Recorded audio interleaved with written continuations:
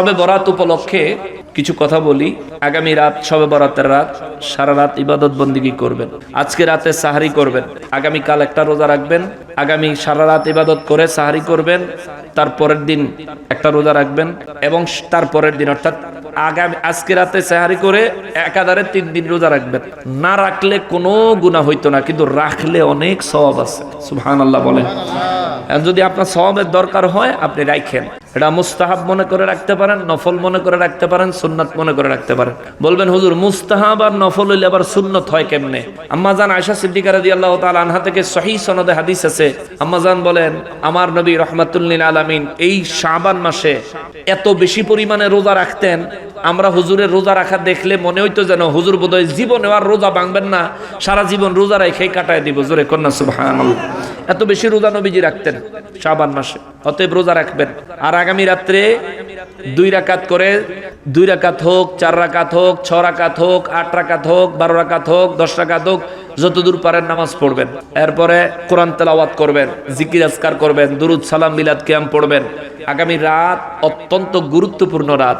নবীজি হাদিসে মোবারকে বলেন, লাইলাতুন নিসফি মিন শাবান, মধ্য শাবানের রাত যখন আসে আল্লাহ তাআলা কুদরতিভাবে প্রথম আসমানে আগমন করেন। সুবহানাল্লাহ।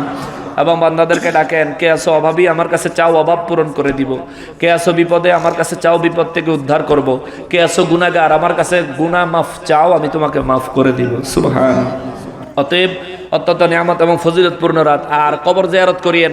এই লাইলাতুন নিসফি মিন শাবান শবে বরাতের রাতে খোদ নবী রাহমাতুল লিল আলামিন নিজে জান্নাতুল বাকিতে কবর জিয়ারত করেছেন। এটা সহিহ সনদ এবং এই হাদিস শরীফের ব্যাপারে কোনো দল দ্বিমত করে নাই। অতএব আগামী রাত ঘরে শুয়ে থাকানোর রাত না। আর আতশবাজি করবেন না। আমাকে যুবক ফলাফাইন শবে বরাতের রাত্রে কেন্দ্র করে আতশবাজি করবা না, খবরদার। আতশবাজি করবা না, এটার থেকে দূরে থাকবা। ইবাদত বন্দেগী করো। ওই আমাদের দেশে আবার হালুয়া রুটির বিরুদ্ধে কতগুলি আছে। হেরা দিলে কিন্তু জমের মতন খায়, ঠিক না? হেতারে দিলে হেতে জমের মতন খায়, কিন্তু আবার খালি ফতুয়া দেয়। হালুয়া, রুটি, গোশত, তরকারি, ভাত, বিরিয়ানি যা পারেন রাইন্দা ফিসাবিল্লাহ মেশরে দিতে থাকে, সব আছে। নবী বলেন, উত্তম কাজের মধ্যে একটা কাজ হইলো কাউকে ক্ষুধার্তকে খানা খাওয়ানো, মুসলমানকে আগে আগে সালাম দেওয়া, এগুলো উত্তম কাজ। ওয়াক্ত মতন নামাজ আদায় করা, এগুলো উত্তম কাজ। মানুষকে খাওয়াবেন যতদূর পারেন, যতটুকু তৌফিক হয়, যতটুকু তৌফিক হয়।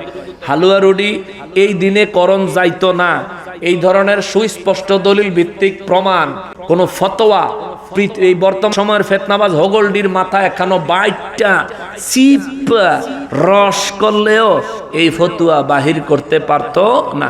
ওরাই পারবো একা একা চিল্লাইতে, ওরাই চিল্লাইতে পারবো। ওরা এক একজন নিজেরা মুস্তাহিদ সাজতে চায়। আল্লাহ ওদেরকে হেদায়েত দেখ, জোরে করে আমিন। আগামী রাত ইবাদতের রাত ইবাদত করবেন। তা আগামী বছর মাহফিলের জন্য এই আপনারা এই মাইকটা কে দিবেন? মাইকটা কে দিবেন আগামী বছর? মাইকে এবার কত লাগছে?